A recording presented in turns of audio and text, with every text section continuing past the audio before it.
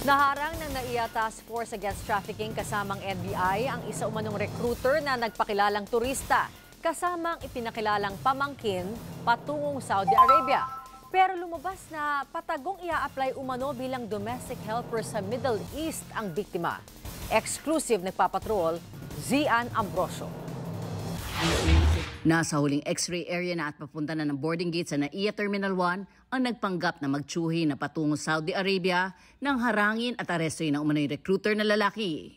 Turista ang visa ng dalawa pero napag-alamang inalok umano ng trabaho ng suspect ang biktima at pinakilala na kunwari pamangkin.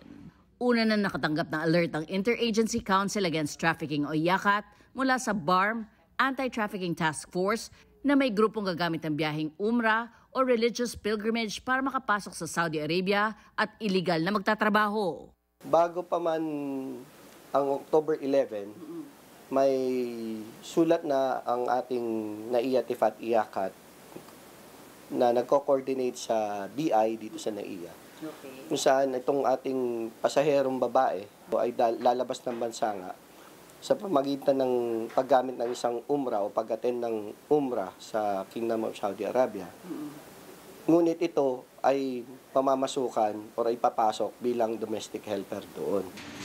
Nabisto ring 20 anyos pa lamang ang biktima, mababa sa minimum age requirement na 24 years old para sa overseas domestic workers. Kung ano man ang mangyari sa kanilang hindi tama at sila ay maabuso roon, hindi ka agad-agad makakatulong ang ating gobyerno dahil nga unang-una hindi kayo dokumentado nung pumasok kayo sa bansa. Agad naman dinala sa Trafficking in Persons Center ang biktima. Ayon sa DSWD, nasa pangangalaga na ng mga social workers ang biktima na kasalukuyan naman dumadaan sa psychosocial counseling. Bukod sa paghahain ng kaso laban sa recruiter, sasampahan din ng NBI ng reklamo ang umano'y primary immigration officer kung saan nakalusot ang dalawa sa kabila ng alert mula sa IACAT. Nilinaw naman ng Bureau of Immigration na galing sa kanilang secondary inspections ang ulat na nagbigay daan sa pagharang sa dalawa.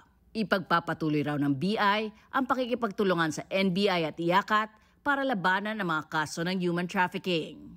Zian Ambrosio, ABS-CBN News.